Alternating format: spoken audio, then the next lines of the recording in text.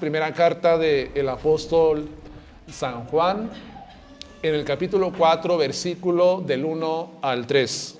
Amados, no creáis a todo espíritu, sino probad los espíritus si son de Dios, porque muchos profetas han salido por el mundo. En esto conocé el Espíritu de Dios.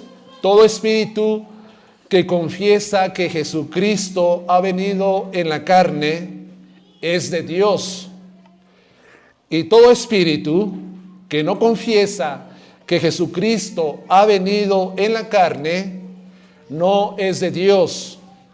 Y este es el espíritu del anticristo, el cual vosotros habéis oído que viene y que ahora ya está en el mundo. Que el Señor bendiga su palabra una vez más en esta tarde. Permítame contarle algo que sucedió en la historia.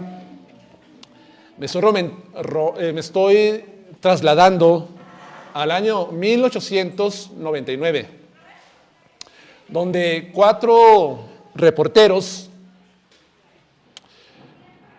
coincidieron casualmente en una de las estaciones de tren en el estado de Denver, en los Estados Unidos. Bueno, Denver, Colorado, en los Estados Unidos.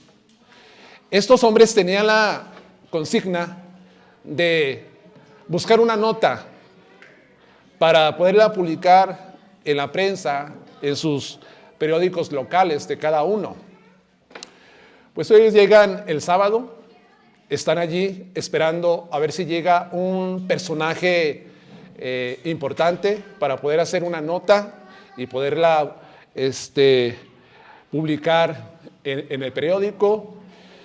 Y pasa que durante todo el día del sábado, pues no llega nadie.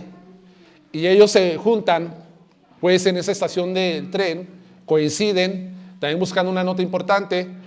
Y sucede que entre ellos platican: ¿encontraste tú algo? No encontré nada, pero el periódico local donde yo trabajo me está pidiendo que tenga una nota para publicar el domingo.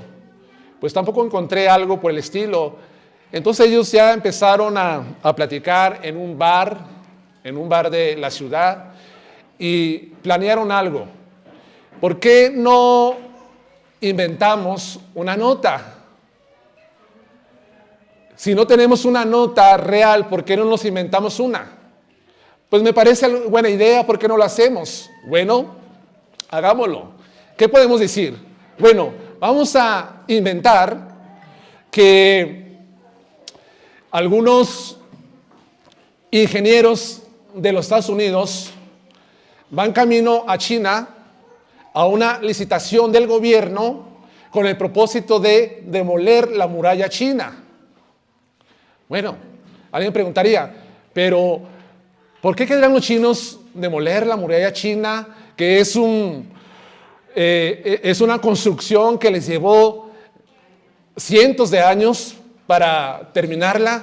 ¿Por qué de la noche a la mañana ellos querrán demoler este monumento tan importante para este país?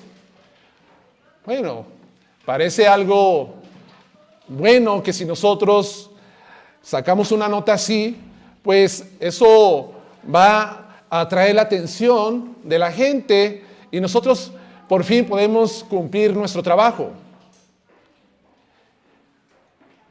Pero vamos a ponerlo en un lugar allá, porque si lo ponemos un suceso local, pues la gente se va a dar cuenta y entonces van a descubrir nuestro engaño.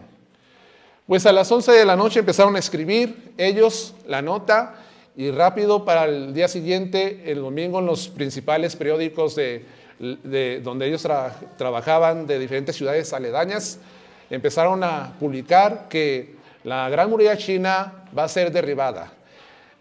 China al fin se abre al comercio internacional. Bueno, la noticia parecía ridícula, pero extraordinariamente veraz, No solamente los medios locales empezaron ellos a sacar esta nota, sino que también medios internacionales empezaron a publicar. Pronto esta noticia se divulgó por muchos lugares, por muchos países y llegó hasta el país de China. Esto dio como resultado que muchos chinos con un espíritu nacionalista se pusieran a la defensiva, donde ellos interpretaron que esto era una agresión a la soberanía de su país y a los inmuebles históricos de la nación. ¿Y qué sucedió? Se levantaron muchos jornaleros de diferentes disciplinas o oficios entrenados en las artes marciales para defender a su país de esta intención que tenían los extranjeros de demoler la muralla china. ¿Qué sucedió, hermanos? Que pronto se empezó a levantar una revuelta donde estos ciudadanos chinos empezaron a perseguir y a matar a muchos extranjeros porque supuestamente ellos querían librar su país de toda influencia extranjera, tanto económica como de otros aspectos también. Y mataron a varios extranjeros. Y no solamente extranjeros, sino que también mataron a algunos misioneros cristianos. Y la pregunta que uno hace, ¿cómo es que esto ocasionó todo lo que le estoy contando? Una falsa información, un engaño, derivó en toda esta situación trágica. Los países occidentales no tardaron mucho tiempo y en meses enviaron a varios elementos de sus ejércitos para poder detener este levantamiento contra sus ciudadanos en este país. Esto se conoce como la rebelión de los Boxer en esa época que le estoy contando, entre los 1899 y los 1900, por esa época. La pregunta es, hermanos, ¿por qué hay gente que en vez de ponerse a investigar la situación es tan crédula?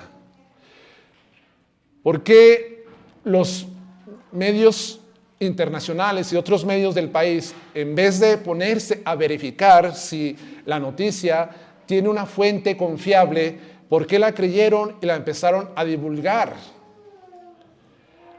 Mi pregunta es, ¿por qué la gente sigue siendo tan fácil de creer las cosas? ¿Por qué no se ponen a investigar?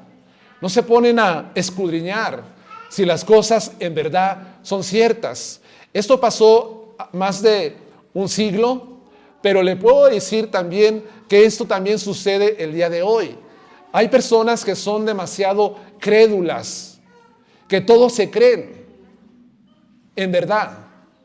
Estamos en una época también donde circulan demasiadas noticias falsas y te encuentras a personas que todo lo que sale en los medios de comunicación, en las redes sociales, hoy que están en auge las redes sociales, pues mucha gente se cree todo lo que se publica, todo lo que sale allí. Ahora más con la llegada de la inteligencia artificial, donde se pueden crear algunos videos que parecen tan reales que uno se pregunta, ¿esto es verdad o es mentira? Y mucha gente está creyendo todo lo que está sucediendo en estas plataformas. Parece tan real todo que hay mucha gente crédula en lo que se publica. Es más, hay gente que cree en todo lo que se le dice. Si alguien tiene un chisme de alguien, lo cree con tanta facilidad. Si alguien te viene y te cuenta, oye, ¿fijaste que sutanita y manganita? Ay, sí, de veras. Ni siquiera se da la tarea de investigar si eso que está diciendo es verdad, de dónde tiene su origen. Si la persona que lo está contando es de veras fidedigna, es digna de confianza para poder creer lo que está diciendo. Pero si viene la persona, la más chismosa, el más chismoso de la congregación siempre, o del barrio, de la colonia, y es allí donde tú debes de detenerte y pensar, bueno, todo esto que me están diciendo, ¿yo lo puedo creer? ¿Es cierto? ¿Estoy creyendo todo lo que me dicen? Hermanos, esto es peligroso. Fue peligroso en aquel tiempo de tal forma que trajo una tragedia donde murieron cientos de personas. Hoy sigue siendo peligroso también el creer todas las cosas. Siempre tratan de manejarnos una versión de los acontecimientos. Por ejemplo, las noticias nacionales siempre te van a dar un enfoque de lo que ellos quieren que tú escuches y creas. Pero si eres una persona cuidadosa, nunca vas a creer todo lo que te dicen, sino que vas a tener un pensamiento crítico, vas a analizar, vas a pensar bien para ver si esas cosas en verdad son ciertas. Esto sucede también, hermanos, en el ámbito espiritual. En el ámbito espiritual también hay muchas personas que se creen todo lo que les dicen. Y aquí es donde yo entro con el tema que les quiero compartir en esta ocasión, cuando la incredulidad es ser maduro. Cuando tú eres incrédulo, eso es una señal de que eres maduro. ¿Por qué? Porque tú no crees todas las cosas que te dicen, todas las cosas que te enseñan. O sea, no eres tan ingenuo para creer todo lo que escuchas y todo lo que dices. En el tiempo del apóstol Juan, circulaban por las ciudades donde él escribe, donde está la iglesia, muchas personas pretendiendo hablar de parte de Dios. En aquella época, las reuniones de la iglesia se llevaban en ocasiones en casas, y en las casas se reunían más o menos un aproximado de 15 a 20 personas. La congregación era chica, y pasaba que algunas congregaciones tenían un anciano o pastor que les podía guiar, que les podía enseñar la palabra de Dios, pero había otros donde no había un anciano o existiera un pastor que les pudiera enseñar. Y esto daba la oportunidad para que muchos llegaran y enseñaran a la iglesia, se levantaran. En aquel tiempo, hermanos, no había la Biblia como nosotros la tenemos. Nuestros servicios llegamos, nos sentamos, alabamos, hay un pastor que predica, que enseña, hay clase para niños, hay clase para jóvenes, etcétera, etcétera. Y tenemos la Biblia también para estar nosotros estudiándola. En aquella época no existía la Biblia. Todos los que llegaban, escuchaban, y ellos tenían que estar meditando lo que escuchaban del orador, del maestro, del pastor, del misionero o del evangelista. Eso sucedía en aquella época. Y en esa época donde está escribiendo el apóstol Juan, estaban muy vulnerables también los cristianos al engaño, a ser seducidos por el error. Ese era un problema que existía en el tiempo de Juan.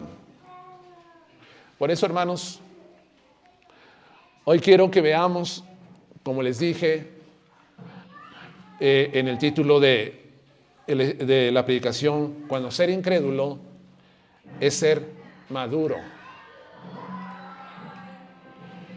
Lo primero que vemos es que Juan da un mandato a la incredulidad.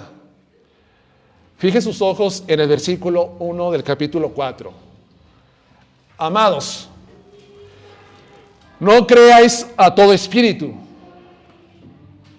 sino probar los espíritus, si son de Dios, porque muchos falsos profetas han salido por el mundo. Aquí encontramos una orden que el apóstol Juan da a sus lectores. Y la orden es de no creer a todo espíritu. En la palabra de Dios hay órdenes tanto positivas como negativas también. La orden positiva está direccionada hacia haz esto, haz aquello, y la orden negativa siempre está direccionada a una prohibición de hacer. No hagas estas cosas, detente. Eso es lo que encontramos en la palabra de Dios, diferentes órdenes, tanto positivas como negativas. Entonces aquí el apóstol Juan da una orden negativa, un mandamiento. ¿Cuál es el mandamiento? Que no creáis a todo espíritu. No creer a todo espíritu. El mandato, pues, es que el cristiano tiene que tener cuidado de no ser un crédulo a todo. La palabra que él utiliza para creer es la palabra pisteu, que significa considerar algo como verdadero o algo que es digno de confianza.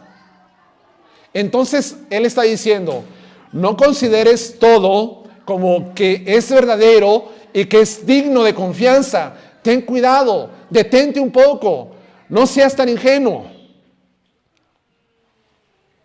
¿Por qué, hermanos? Porque algunos en la iglesia ya estaban siendo crédulos a enseñanzas falsas. Y cuando dice no creáis a todo espíritu, da a entender en lo que se escribe, es en el presente, es un imperativo presente donde denota que es algo que ya está en marcha. Entonces ellos ya estaban en ese curso, en esa marcha de estar creyendo a todo espíritu. ¿Por qué el apóstol les da una orden y les dice que no crean a todo espíritu? Porque los hombres hablan influenciados por espíritus. En verdad. Si yo estoy hablando aquí en esta tarde, hay un espíritu que me está influenciando. Y es el Espíritu de Dios. Es el Espíritu Santo. Pero hay hombres que son influenciados también por otros espíritus que no es el Espíritu Santo. Ahora, él utiliza, Juan, la palabra espíritu, es la palabra neuma, donde viene la palabra neumático, y tal vez Juan utilizó a propósito esta palabra para dar la idea de que hay espíritus, pues, que están influyendo en el espíritu humano. El contexto apoya esta idea de que detrás de toda enseñanza falsa se encuentra el espíritu del anticristo. Más adelante Juan lo va a explicar. Juan, pues, no solamente dice que no crean a los falsos profetas, sino que a propósito, pues, emplea esta palabra para llamar la atención sobre la guerra espiritual que se libra en el mundo invisible. Nosotros tenemos que entender, hermanos, que en el mundo invisible, ese mundo que no vemos, se libra una guerra espiritual entre el bien y el mal, entre la verdad y el error. Esa es una realidad. Cuando Juan escribe, él ve, pues, que esta guerra se está librando en el mundo entre el Espíritu Santo y el espíritu del anticristo. La realidad es que existen espíritus extraordinarios y poderosos que hablan a través de seres humanos, como sus portavoces, proclamando mensajes diversos. Y esto era bien conocido en aquella época donde vivió el apóstol Juan. O sea, ellos entendían que hay espíritus que están utilizando a los hombres para proclamar mensajes. Y en este caso tiene que ser un mensaje falso lo que ellos están proclamando. El asunto es que en aquella época los hombres antiguos estaban conscientes de la realidad espiritual. Lamentablemente, en esta época en la que a nosotros nos ha tocado vivir, cada vez más los hombres son más escépticos hacia las cosas sobrenaturales. Cada vez más los hombres dicen, yo no creo que exista en verdad Satanás, no creo en verdad de que existan espíritus. Para mí eso se me hace como que es algo mitológico, es algo legendario, es algo que no es real. Los hombres en la actualidad se están volviendo más escépticos a creer en estas realidades. Si nosotros como cristianos estamos conscientes de que libramos una guerra espiritual, que estamos envueltos en esto, la iglesia de Cristo, la iglesia peregrina, la iglesia que solamente va de paso por este mundo, la iglesia libra una guerra espiritual. La estamos librando. Y eso se los puedo yo demostrar fácilmente con Efesios capítulo 2, versículo 2, donde el apóstol Pablo escribe las siguientes palabras en Efesios 2, versículo 2, en los cuales también anduviste en otro tiempo, siguiendo la corriente de este mundo, conforme al príncipe de la potestad del aire, el espíritu que ahora opera en los hijos de desobediencia. Dice que hay un espíritu que opera en los hijos de desobediencia. Pablo sabía claramente que hay un espíritu que influye en los que no son cristianos, no son regenerados. Ahora, no solamente Pablo escribió hablando sobre ese espíritu que opera en los hombres desobedientes, sino que también nos enseñó que en la lucha que tiene el cristiano, y lo exhorta a tomar la armadura de Dios, en Efesios 6, versículo 12, escribe lo siguiente: porque no tenemos lucha contra sangre y carne, sino contra principados, contra potestades, contra los gobernadores de las tinieblas de este siglo, contra huestes espirituales de maldad en regiones celestes. Dice el apóstol Pablo que existen huestes, bueno, y después dar toda una estructura de el reino de la maldad, de las tinieblas, dice que hay huestes espirituales de maldad en regiones celestes. Entonces nosotros no los vemos, nosotros no los podemos percibir con nuestra vista físicamente, no, pero la realidad es que allí están, y estos espíritus están soplando al oído de los hombres para que los hombres empiecen a propagar falsas enseñanzas. Eso es lo que hacen estos espíritus. Y sabemos claramente, hermanos, que el mundo, todo el mundo está bajo el maligno. Sabemos claramente que cuando vemos el incremento de la maldad, cuando vemos nosotros cómo en la actualidad se ríen, se mofan de Cristo de una manera tan grotesca a través de las películas, de los programas, de las caricaturas y tantas cosas que salen en la televisión. ¿De dónde proviene eso? ¿Quién lo originó? No cabe duda que detrás de todo esto están los espíritus, huestes de maldad, influyendo en los hombres para que creen y saquen todo este tipo de contenido y así poder engañar, poder pervertir la mente, el corazón de los telespectadores, en verdad. ¿Qué está detrás de la música también?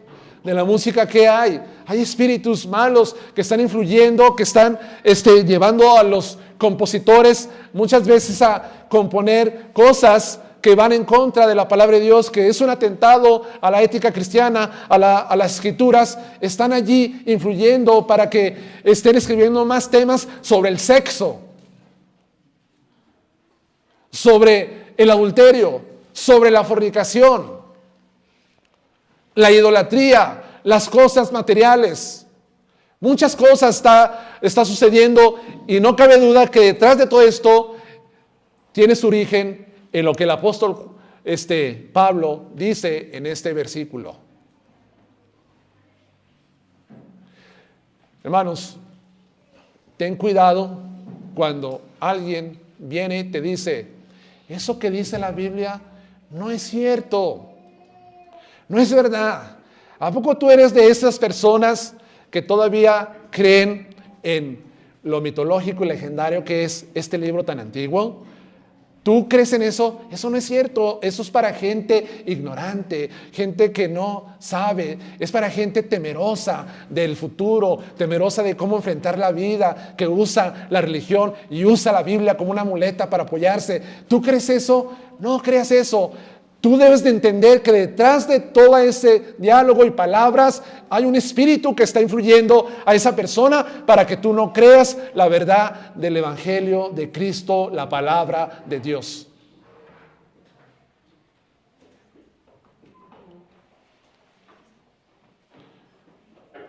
¿Y cuál es, volviendo en cuanto al tema de lo que el apóstol Juan escribe, de no creer a todo espíritu?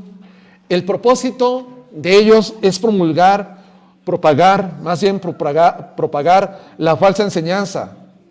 Y esta falsa enseñanza está impulsada por espíritus. Entonces, el propósito es pervertir el evangelio de Cristo, distorsionarlo.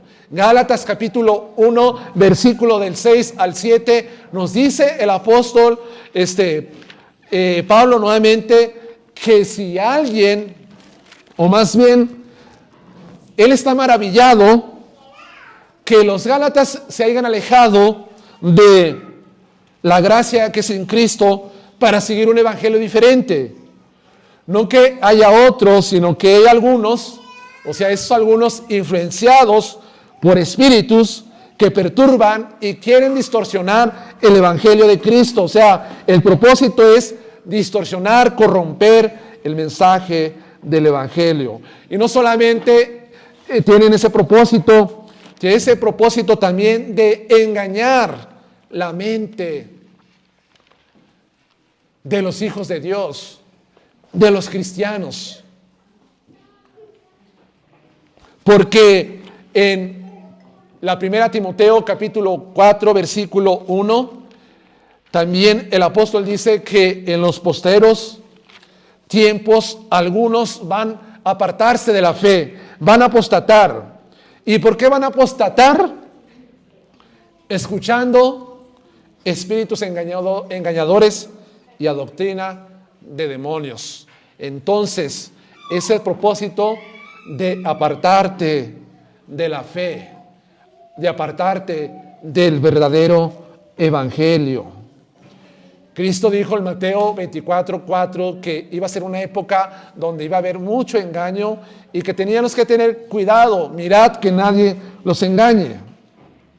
Y en Colosenses capítulo 2:8 también habla de que no se dejen engañar por huecas filosofías de este mundo.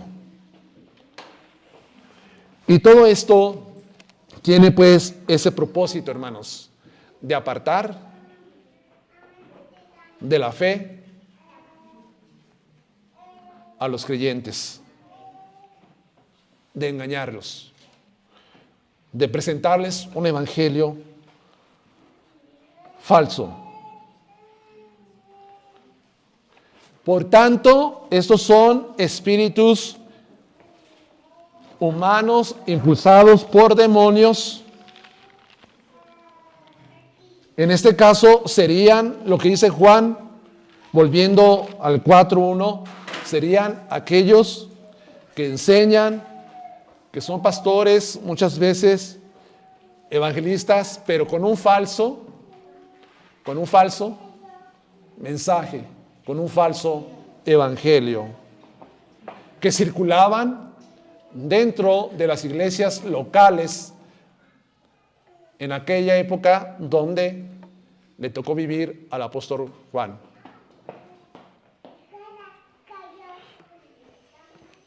Entonces el mandato es a ser incrédulos, a no creer.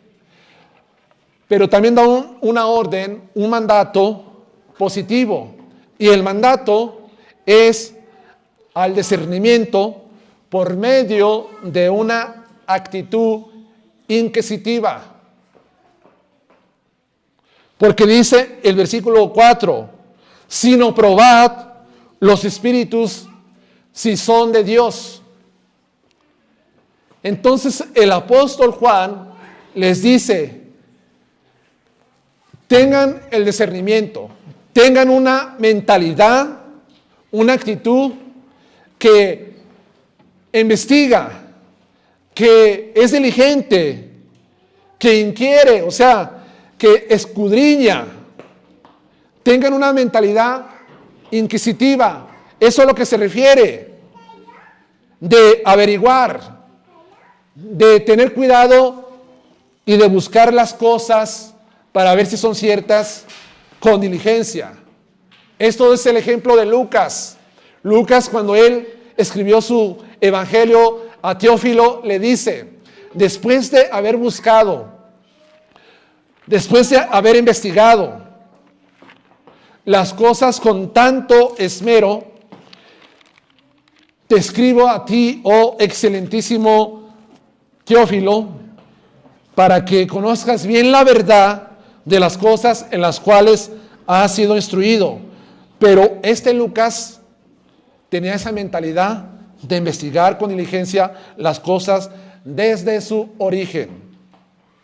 Ese es tener una mentalidad inquisitiva, hermanos, que investiga, que averigua. O sea, no se come todo lo que le dicen.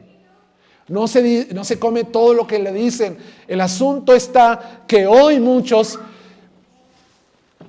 compran todo como si fuera verdad. Ese es el problema.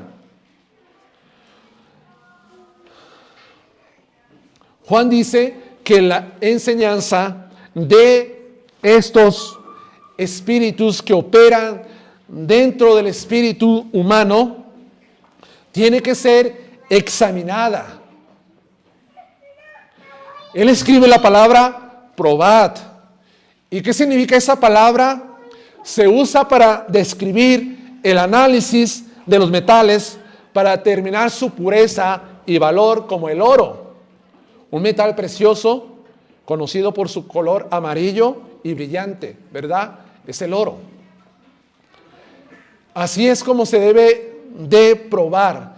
¿Qué hace una persona cuando va a vender un objeto, una pulsera, un anillo, una cadena de oro? El hombre que está allí recibiendo o el comprador, ¿qué hace? La ve y él solamente se deja guiar porque brilla. ¿O qué hace? Lo somete a la investigación, al análisis. Usa ciertos productos, ciertos químicos para verificar si este es oro puro, ¿verdad? ¿Por qué? Porque él sabe que circula mucho oro fantasioso, bañado, solamente chapeado en oro o fantasía que le llaman, pero no es oro en verdad. Entonces un comprador diligente, ¿qué hace? Voy a checar a ver si esto es oro. Y no le pasa, hermanos, como me pasó en una ocasión a mí, que fui defraudado por un hombre que casi me lloró en la puerta de mi casa. Era un señor como de 70 años. Tocó y me dijo, joven, buenas tardes, no soy de aquí, voy para la ciudad de Chihuahua, no tengo dinero, no puedo caminar, tengo un bastón, no quiero que me dé dinero, solamente le vendo mi pulsera, se la quitó. Le dijo, se la vendo, deme 300 pesos por ella, lo necesito. Y me rogó tanto y casi lloró, y yo, ignorante, porque yo no conozco la forma de probar el oro, que caí en la trampa, se la compré y el hombre se fue y dije, qué bueno, ayudé a la persona a llegar a su destino. Yo sabía que era un fraude, porque después de unas semanas, esa mentada pulsera, que era de oro, se llenó de moho, se hizo verdosa. Y le pregunté a alguien que sabe, esta pulsera es de oro, la sometió al análisis y dijo, esto no es oro, esto es fantasía, te engañaron, te tomaron el pelo. Qué terrible, hermanos, de veras me sentí tan avergonzado de ser tan imprudente, de poder comprarnos yo algo que no tengo la veracidad de que es genuino en verdad. Entonces también los cristianos debemos ser como los metalúrgicos espirituales, por así decirlo. El punto es someter al escrutinio, análisis, toda enseñanza de los hombres. Eso es lo que nosotros tenemos que hacer para no dejarnos engañar.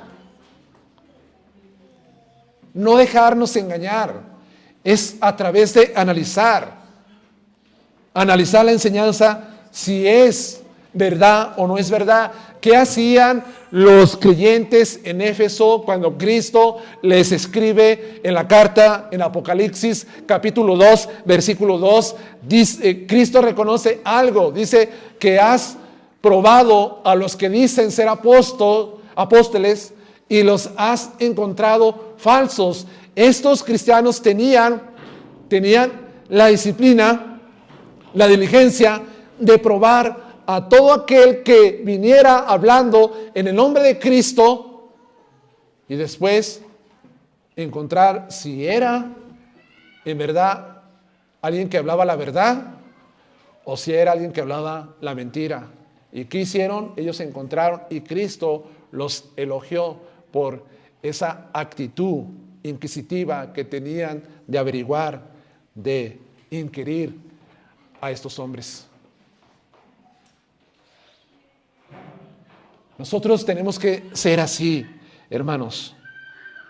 Ahora, es posible que nosotros podamos analizar a los espíritus, o sea, a todo aquello que viene y habla enfrente de nosotros, que nos trata de enseñar la verdad o nos trata de predicar supuestamente la palabra de Dios. Podemos nosotros analizar, claro que podemos nosotros analizar, porque el apóstol Juan ya había escrito en el capítulo 2, versículo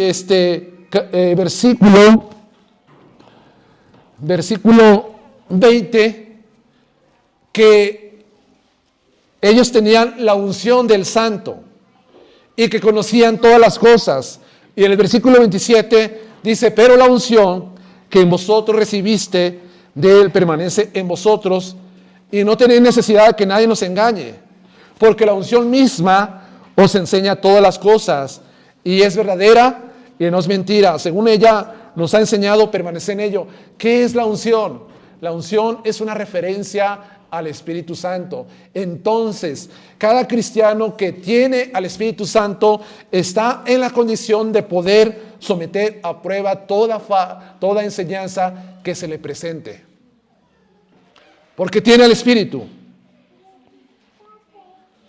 Y conocer todas las cosas básicamente habla de conocer la verdad.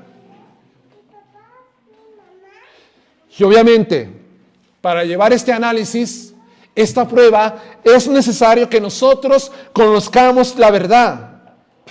¿Qué sucede si alguien no conoce la verdad de la palabra de Dios? No conoce el Evangelio, no conoce la enseñanza de la Biblia. ¿Qué sucede? Toda probabilidad o va a ser tan propenso y hay mucha probabilidad de que sea engañado. Cuando alguien no conoce la verdad de tal forma de conocerla bien, puede ser llevado a cualquier viento de doctrina. ¿Qué dice aquí Efesios una vez más en el capítulo 4, versículo 14? Para que ya no seamos niños fluctuantes, llevados por doquiera de todo viento de doctrina, por estratagema de hombres que para engañar emplean la astucia de las artimañas del error. Entonces, cuando conocemos bien la Escritura, vamos desarrollándonos en ella, no vamos a ser tan fáciles de que nos engañen y ser llevado por cualquier viento de doctrina. Pues usted cree esto y después creo aquello y después creo que esto dijo y después creo lo que dijo este hombre y después creo lo que dice este hombre. ¿Qué evidencia eso? Que es un niño espiritual que no tiene discernimiento y que por eso es muy fácil a ser engañado. Entonces es el peligro de no conocer bien la verdad, de ser llevado por los vientos de doctrina y navegar. Ahora, la capacidad de discernir la verdad y el error,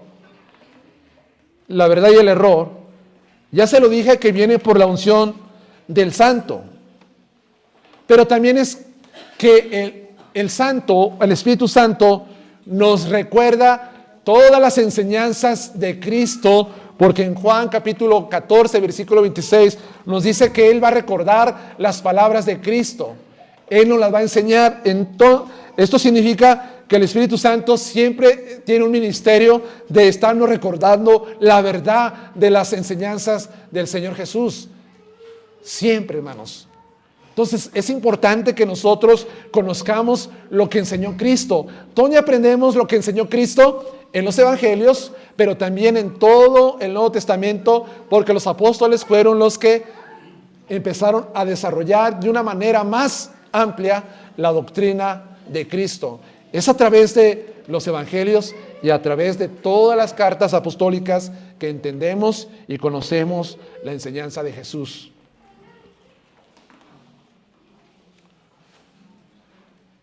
Hermanos, tristemente hay sector en la iglesia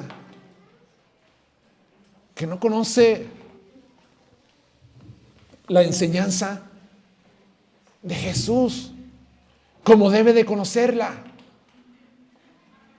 Lo único que conocen es Juan capítulo 3, versículo 16, y es todo. Y de memoria, es un buen versículo, claro, y verdades profundas, pero conocen solamente hasta allí que Jesús nació, y que nació de una virgen, y que después creció y su padre fue José, y que murió en una cruz. Es todo lo que conocen. No conocen más a profundidad la enseñanza. Se quedan por la superficie, se quedan por encima, y no es el punto, hermanos, quedarnos allí, sino conocer a profundidad las enseñanzas de Cristo. Usted tiene al Espíritu Santo, tiene la palabra de Dios, tiene la unción. Usted puede conocer más profundamente y no quedarse solamente por encima de lo que la palabra de Dios dice.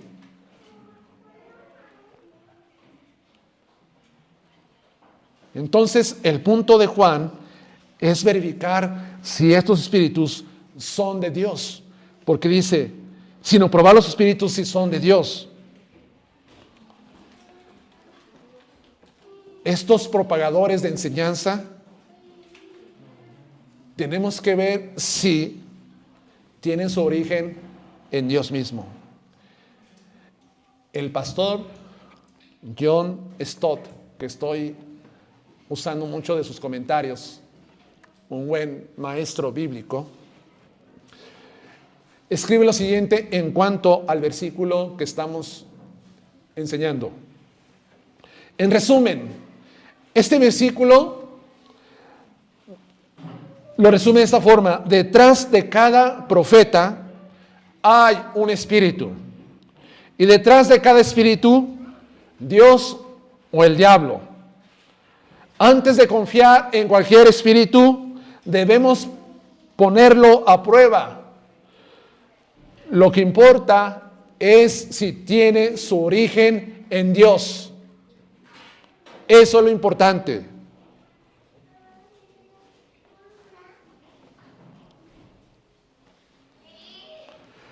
La razón de no ser crédulos a todo y someter a prueba el mensaje de los hombres, es porque muchos falsos profetas han salido por el mundo, dice Juan. Y estos falsos profetas estuvieron dentro de la misma iglesia, porque el versículo 18 y 19 del capítulo 2 dice: hijitos, ya es el último tiempo, y según vosotros oíste que el anticristo viene, y así ahora han surgido muchos anticristos, por eso conocemos que es el último tiempo. Salieron de nosotros. ¿Quiénes? Estos anticristos. Salieron de nosotros, estaban con nosotros, pero no eran de nosotros, porque si hubiesen sido de nosotros, hubieran permanecido con nosotros, pero salieron para que se manifestase que no todos son de nosotros. Entonces, estos falsos profetas que salen por el mundo, salieron algunos de la iglesia de Cristo. Y Pablo también les quiero recordar que en Hechos capítulo 20 dice que después de su partida se iban a levantar entre ellos hombres perversos que no perdonarán al rebaño, hablarán perversidades. Y el apóstol Pedro en su segunda carta, en el capítulo 2, dice: pero hubo también falsos profetas entre el pueblo, como también habrá entre vosotros falsos maestros que introducirán encubiertamente herejías destructoras. Entonces, los falsos maestros no solamente a veces están externos a la iglesia, sino que son personas que internamente están en la iglesia, pero no son en verdad de la iglesia. Y solamente bastará un tiempo para que ellos salgan y se demuestre que no pertenecían a la comunión verdadera en Cristo, que no pertenecían a la comunión verdadera de la iglesia. Entonces salen y empiezan ellos a propagar sus falsas enseñanzas. Yo solamente te digo algo para que pienses. ¿De dónde salió el fundador de los Testigos de Jehová? Carlos Russell. Como en los 1850 en adelante. Él salió sus padres eran presbiterianos y él estuvo con los presbiterianos, después estuvo en la iglesia congregacional y después se dejó influenciar por las nuevas enseñanzas de los adventistas con Elena de White, que estaban propagándose muy rápidamente en esa época. ¿De dónde sale? Sale de ese lugar. ¿Cuál era el propósito? Es que las iglesias cristianas no son la verdad. Yo tengo que encontrar la verdad. ¿Y qué sucede? Espíritus engañadores, espíritus demonios soplan y empiezan a propagar sus falsas enseñanzas. No solamente él, sino el fundador de los mormones, ¿quién es? José Smith. ¿De dónde sale también? Él decepcionado por las iglesias de que no había la verdad. Entonces, ¿qué dice? Voy a buscar la verdad, y se va a un lugar en los montes o montañas de Utah, y allí encuentra unas planchas de oro escritas en egipcio y empieza a leerlas. No sé cómo le hizo para aprender egipcio, pero empieza él a leer y concluye en otro nuevo movimiento, en otra creencia, aparte de las iglesias tradicionales históricamente ya plantadas durante su época, y empieza a fundar otro movimiento. Entonces, los falsos profetas, hermanos, los falsos maestros, muchas veces salen dentro de la iglesia, según lo que dice Juan en estos versículos. Muy bien, hemos visto pues un mandamiento a la incredulidad, un mandato a tener al discernimiento a través de una mente inquisitiva. Y veamos ahora como tercer punto la base del discernimiento a creer o rechazar a un profeta. ¿Cuál es la base de ese discernimiento ahora? Entramos en lo que dice el apóstol Juan. Ya después de haberles dado algunas, veamos lo que dice el versículo 2 y 3. En esto conocé el Espíritu de Dios. Todo espíritu que confiesa que Jesucristo ha venido en la carne es de Dios. Y todo espíritu que no confiesa que Jesucristo ha venido en la carne no es de Dios. Y este es el espíritu del anticristo, el cual vosotros habéis oído que viene y que ahora está en el mundo. Entonces, no seamos crédulos, Juan dice, a todo espíritu. Sometamos a prueba su origen. ¿Por quién hablan? ¿De dónde se deriva su mensaje? Y la pregunta es, ¿cómo sabemos, según Juan, si alguien está enseñando por medio del Espíritu de Dios? Es una pregunta. ¿Cómo sabemos cuando alguien está enseñando por medio del Espíritu de Dios? Ya se estableció la base de conocer la verdad. Pero Juan escribe que es a través de una cristología correcta. Usé la palabra cristología. Para muchos quizás es una palabra nueva y para muchos ya están familiarizados con ella. Cristología. ¿Qué es esto? De la cristología correcta. La cristología es la rama que estudia la persona, la naturaleza y obra de Cristo. Esa es la cristología bíblica. Lo que estudia la naturaleza, la persona y la obra de Cristo. Ahora, durante los primeros siglos del cristianismo surgieron varias cristologías que fueron interpretaciones a la persona y la obra del Señor Jesús y su naturaleza. Hubo varias polémicas durante los primeros siglos por varias cristologías, estudios en cuanto a Cristo que no eran correctas. Muchas de las cristologías que surgieron en esa época fueron heréticas, como el docetismo. ¿Qué enseñó esta cristología o esta enseñanza? El docetismo enseñó que el cuerpo de Cristo no era real, sino que aparentaba ser real. Era ilusivo, era una ilusión. Ellos dijeron, Cristo no se manifestó en carne, su cuerpo solamente era un espíritu,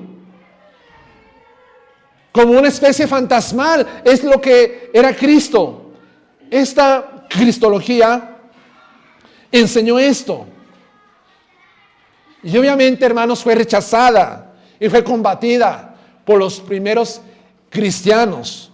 Otra cristología herética fue el cerentismo, su fundador Cerinto, que vivió a finales del primer siglo y a comienzos del segundo siglo.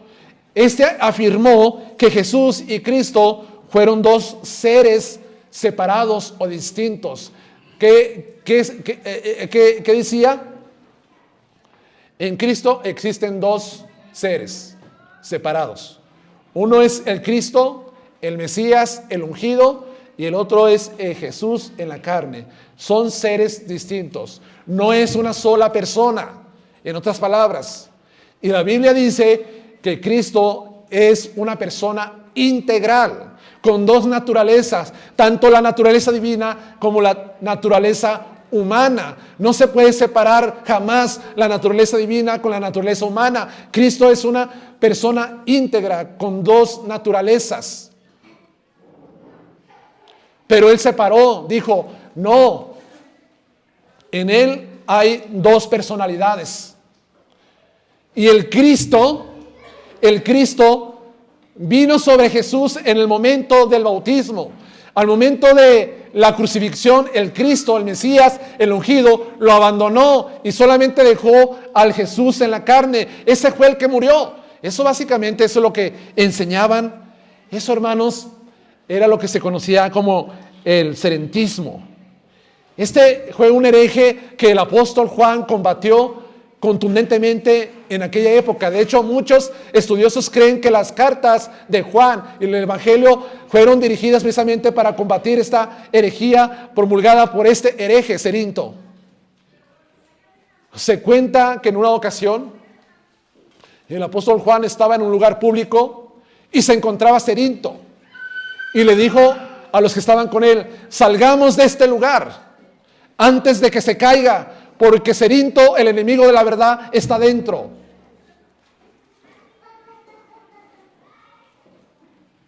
Y lo combatió. Combatió estas cristologías más adelante en el tercer siglo, como el maniqueísmo, fundada por un persa que quiso fusionar el zoroastrismo, el cristianismo y el budismo.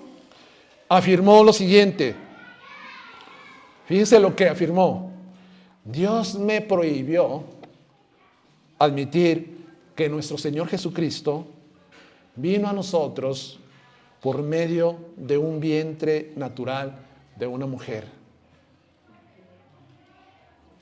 Está negando el nacimiento virginal, está negando la humanidad de Cristo. Es el problema, hermanos. El problema es que esto estaba muy fuerte en aquella época. Y muchos estaban siendo seducidos por esta enseñanza falsa, por esas cristologías. Pero ¿qué dice Juan? Que los verdaderos profetas hablan porque el Espíritu de Dios está en ellos. En esto conoce el Espíritu de Dios. Versículo 2. Todo espíritu que confiesa que Jesucristo ha venido en la carne es de Dios.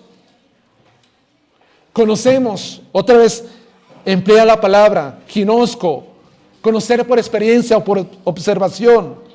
Pero dice, todo espíritu que confiesa que Jesucristo ha venido en la carne, ese espíritu proviene de Dios, tiene su origen en Él. Y confesar está en tiempo presente. Significa que no solamente se trata de una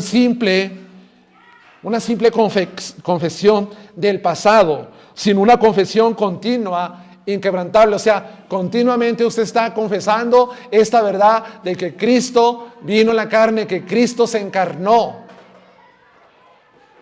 Y obviamente Juan lo palpó, lo contempló, lo vio todo Juan acerca del Señor Jesús. Por eso dice, si hay un espíritu, si hay un hombre que confiesa esto, ese hombre viene de Dios, es del Señor. Entonces, confesar constantemente esta verdad. A nosotros nos dan una declaración de fe que tenemos que firmar y estar de acuerdo y confesarla. Pues cada año estamos con la declaración, o sea, tenemos que tener una confesión continua de que esto es lo que creemos. Eso es lo que nosotros tenemos que hacer. Estar continuamente afirmando que Cristo vino en la carne. La confesión no es meramente una palabra ni una declaración superficial, sino más bien es una confesión sincera que involucra la mente, el intelecto, conocimiento y el alma del hombre. ¿Por qué es esencial que los profetas, los predicadores, los maestros, los misioneros, cualquiera que sea, confiesen la humanidad de Cristo? ¿Por qué es importante esta confesión?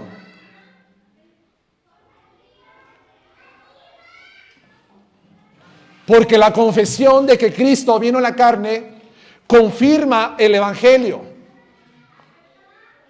Esa es la razón.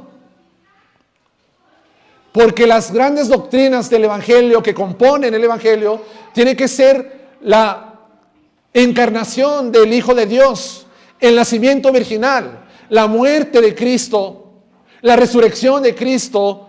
Eso es el Evangelio. Tú quitas que Cristo no vino en la carne, ¿qué sucede? Entonces, si no vino en la carne, Entonces, ¿quién murió? ¿Quién se presentó? ¿Quién fue semejante a nosotros para ayudarnos en nuestras debilidades? Como dice el libro de Hebreos. Confesar a Cristo en la carne es confirmar el Evangelio. Negar que Cristo vino en la carne es pervertir el Evangelio. Y si pervertimos el Evangelio, entonces no hay salvación para ningún hombre. ¿Por qué? Porque el Evangelio es falso. Si alguien quita esta verdad. Pero el Evangelio es verdadero. Es el medio por el cual Dios nos ha salvado y nos ha dado vida eterna a través de su Hijo Jesús, de que Él descendió a este mundo, tomó forma humana y estando en condición de hombre, se humilló tomando forma de siervo y extendió sus brazos y murió en una cruz y resucitó para que nosotros fuéramos justificados por medio de Él. Ese es el Evangelio. Entonces es un atentado contra la verdad del Evangelio el no confesar. Hermanos, en nuestros tiempos, o más bien en los tiempos de Juan, la gente tenía problemas para creer que Jesús era humano. Aquí lo vemos en las cristologías. Hoy la gente tiene problemas para aceptar que Él es Dios.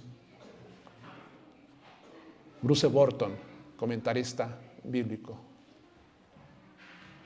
Es el problema hoy en día, que la gente tiene problemas para aceptar que Cristo es Dios. Los teólogos liberales no tienen problemas para aceptar a Jesús histórico. Lo reconocen, saben que vivió. El problema es que no creen que Él nació de una virgen que hizo milagros y que resucitó. Quitan lo sobrenatural y se quedan solamente con las enseñanzas morales de Cristo. Entonces, sí, Cristo sí existió y vivió, la historia lo confirma, pero vamos a quitar todo lo legendario que creemos que con el pasar del tiempo sus seguidores lo fueron modificando para convertirlo en un personaje mítico, excepcional, etcétera, etcétera. Ese tipo de personas tienen problemas para aceptar a Cristo como Dios. Y Juan emplea la palabra Jesucristo para referirse y puntualizar que Jesús es hombre, pero Cristo habla de su divinidad. En verdad. La verdadera pregunta es, y sería, ¿qué es Jesús para ti? ¿Qué es Jesús para los demás? ¿Qué es Jesús para el que viene hablándote de Él? Esa es la pregunta. Para ti, ¿qué es Jesús? Si me dice, Jesús fue un maestro de moral, Jesús fue un personaje histórico, Jesús vivió, Jesús enseñó buenas cosas, Jesús es como una persona que originó una creencia, religión mundial. Si se queda allí, hermanos, eso no es la enseñanza que el apóstol Juan da o escribe. ¿Quién es Jesús? Pregúntale a cualquier persona, a un mormón, ¿quién es Jesús? Jesús no es Dios, es el hermano de Satanás. Pregúntale a un testigo de Jehová, ¿quién es Dios? No, Jesús es el hombre más grande de todos los tiempos. Es la primera criatura creada, pero Él no es Dios. Pregúntale a un ateo. Jesús insistió. No lo puedo negar, pero Él no es Dios. La verdadera pregunta es, ¿quién es Jesús para ti? Y para mí y para ti, Jesucristo es Dios hecho carne, manifestado a los hombres, visto por los ángeles, proclamado entre las naciones, anunciado entre los gentiles, según lo que dice Pablo en su carta a Timoteo. Grande es el misterio de la piedad, que Dios fue manifestado, o Él fue manifestado en carne. ¿Quién es Jesús? Es Dios. Dios hecho hombre entre nosotros. Entonces todo espíritu que no confiesa que Jesucristo ha venido en la carne no es de Dios. Y ese es el espíritu del anticristo, el cual vosotros habéis oído que viene y que ahora ya está en el mundo. Después hablamos un poco más acerca de esto. Aplicaciones prácticas, hermanos. Voy a terminar con aplicaciones prácticas, con 3 aplicaciones. Número 1, no crea a todo lo que le dicen. Dice Proverbios capítulo 4, versículo 15, que el ingenuo o el simple todo lo cree. O sea, hay un problema aquí. Hay algunos que son tan supersticiosos que todo lo creen. Es un extremo, pero hay otro extremo, que hay algunos que no creen nada. Y ese es un peligro también. Entonces, no crea todo lo que le dicen. Otra vez, el comentarista John Stott dice, la incredulidad puede ser una señal de madurez. ¿Verdad que sí? En este sentido. Tanto como en la creencia también. Entonces, una persona que no se deja llevar tan fácil es una persona madura en este sentido. ¿Sí me están entendiendo? Espero no confundirlos, pero creo que sí me estoy dando a explicar. Entonces, no creamos todo. Número 2, conoce la Biblia. Conoce tu Biblia. Estudia tu Biblia. Medita tu Biblia.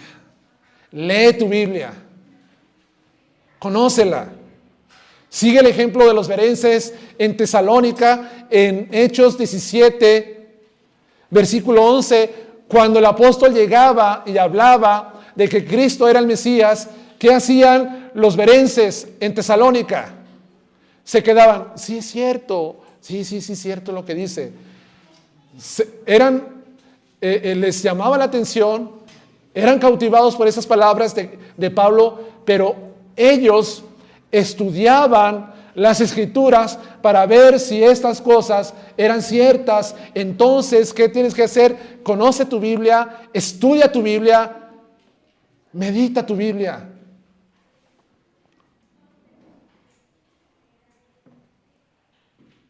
Para que veas que lo que se te enseña es verdad. ¿Qué conoces más, hermano? ¿Conoces más el juego de joven? ¿Qué conoces? Los juegos estos electrónicos yo no sé ni cómo se llaman, hermanos, pero esos que están matando con un arma y todo eso, y te sabes todos los trucos y sabes tantas cosas de eso. ¿Conoces más eso que tu Biblia? ¿Conoces más de la serie que sale en la televisión, hombre o mujer, que lo que dice la palabra de Dios? ¿Conoce más de las novelas que lo que dice la Escritura?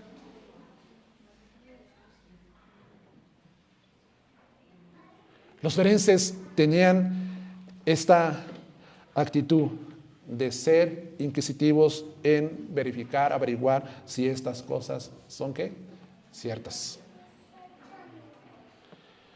Y finalmente, hermanos, ora para que aquellos, como estábamos viendo hace rato, misioneros, sean enviados y que lleven el evangelio verdadero de Cristo que trae salvación a las naciones. Ora por todos aquellos misioneros, pastores, evangelistas, maestros que te enseñan la verdad del evangelio para que continúen en esta confesión inquebrantable de su fe, de una cristología correcta, de acuerdo a lo que enseña la palabra de Dios. Ora por eso, para que Dios esté dando más entendimiento a sus vidas. Entonces ya entendemos el peligro de ser crédulos en todo. Dios nos llama a creer, pero siempre y cuando lo que se dice es verdad y está en la palabra de Dios. Vamos a orar.